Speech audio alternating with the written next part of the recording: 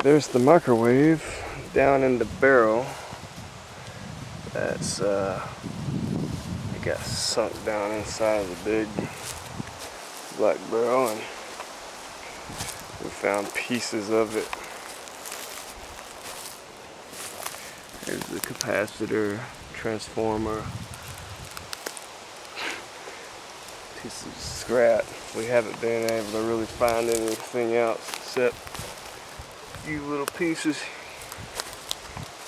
A couple pieces of glass from the plate.